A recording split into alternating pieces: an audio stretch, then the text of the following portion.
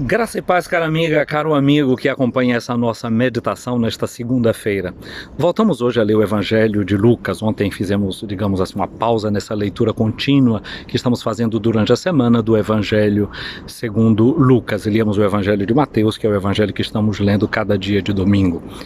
Mas o Evangelho de ontem, de alguma forma, nos ajuda para compreender o Evangelho de hoje, porque ontem tinham perguntado a Jesus qual era o maior dos mandamentos. Na mentalidade do judeu, o maior mandamento era o mandamento que Deus mesmo cumpriu, ou seja, ter repousado em dia de sábado. Hoje, o Evangelho de Lucas, no capítulo 13, que vamos ler hoje, nos mostra Jesus num dia de sábado em uma sinagoga.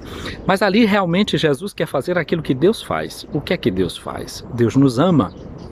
Porque ontem Jesus dizia que o maior mandamento é esse, amar a Deus e amar o próximo como a nós mesmos. Mas nós sabemos que nós amamos a Deus porque Deus nos amou primeiro. Ou seja, Deus nos capacita para que nós amemos os outros também. Então Jesus tem esse olhar muito particular, muito profundo. E na sinagoga ele viu uma mulher que estava toda encurvada. Lucas, que é médico, dá uma nota, diz que essa mulher já estava há 18 anos nessa condição. É interessante porque 6 na linguagem antiga, na linguagem bíblica também, é um número que faz pensar no ser humano, porque é no 6º dia que o ser humano foi criado, homem e mulher. Ela está 18 anos com uma doença, ou seja, 6 vezes 3, que é um número de perfeição. É uma mulher que a sua vida realmente está toda voltada em uma doença. Ela experimenta toda a fraqueza que ela, como ser humano, poderia experimentar. É uma doença que é realmente muito profunda. E Lucas dá uma nota, faz um diagnóstico. Diz que é uma mulher que estava ali, era uma mulher encurvada, com 18 anos, que ela estava num espírito, diz lá o texto bíblico em grego, de asthenias, que significa fraqueza. Em linguagem de hoje, a gente poderia dizer que era uma mulher que estava num quadro de depressão. Nós bem sabemos que todas as doenças físicas, os médicos dizem, elas são psicossomáticas. Elas refletem na soma, no corpo, aquilo que acontece lá dentro da mente, aquilo que se passa no coração da própria pessoa. Uma mulher deprimida. Normalmente, o que é a depressão? A depressão é fruto de um girar em torno de nós mesmos. Jesus vai dizer que aquela mulher estava amarrada por Satanás. Satanás significa acusador. Era uma mulher que seguramente ficava remoendo em torno daquelas acusações em volta de si mesma, se condenando, quem sabe por alguma coisa que tivesse feito, que não se conseguia se perdoar. No Evangelho de sexta-feira, o mesmo capítulo 13, Jesus contava uma parábola de uma certa figueira na vinha de alguém que não estava dando frutos e que o agricultor queria arrancar, e o trabalhador disse: patrão, espera um pouco, eu vou cavar em volta da planta e vou colocar adubo.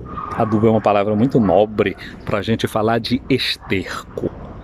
O esterco, quando ele fica ali naquela ruma, as moscas podem ficar girando em torno. E depois ele vira adubo, quando a gente tira daquele lugar onde as moscas ficam girando em torno dele e colocamos debaixo da terra. Aquilo que é negativo, aquilo que não cheira bem, aquilo que é o esterco, a gente pode ajudar para adubar, usar para adubar a nossa vida, para fazer bom proveito de experiências que sejam negativas e não fazer dessas experiências um fator de acusação e que nos deprime. Porém, não basta a gente tomar uma atitude de não ficar se acusando e simplesmente se autoafirmar, uma posição quase que narcisista, de ficar olhando para a gente mesmo. Jesus impôs a mão em cima daquela mulher e ela se reergue, ela não fica mais uma mulher curvada, ela é uma mulher que ganha a posição de quem é ressuscitado. Mas a gente se recupera de uma depressão não somente olhando para a gente mesmo, mas sobretudo olhando para alguém que nos ama, como é o caso de Jesus. Ele enfrentou o chefe da sinagoga para demonstrar o amor de Deus e o amor dele por aquela mulher. Quando a gente se descobre realmente amado por alguém como Jesus, aí a depressão pode perder a sua força dentro da gente. Essa palavra que nós encontramos em grego, asthenias, é a mesma palavra que São Paulo depois vai usar na segunda carta aos Coríntios, no capítulo 12, versículo 9, e Lucas foi companheiro de Paulo na evangelização, Paulo vai dizer que é justamente na sua fraqueza que ele vai experimentar a força e a graça de Deus. Basta-te a minha graça. Ou seja, para a gente realmente sair da depressão, não é somente com o recurso de ficar olhando para nós mesmos, querendo fazer frases de autoafirmação que podem ajudar, mas não é a solução completa. Mas a gente se abrir realmente para a graça de Deus, para saber que nós somos amados e amadas, e nesse amor que a gente recebe, a gente também aprende a dar esse amor. No dia de hoje vamos rezar por todas aquelas pessoas que ajudam as suas irmãs e os seus irmãos a saírem da depressão. Vamos agradecer a Deus por todas aquelas pessoas que nos ajudam a não apenas ficarmos olhando para nós mesmos, não apenas os nossos aspectos negativos que nos fazem deprimidos, mas também não ficarmos encarando demais apenas os nossos aspectos positivos para que a gente se torne narcisista e fechado na gente mesmo.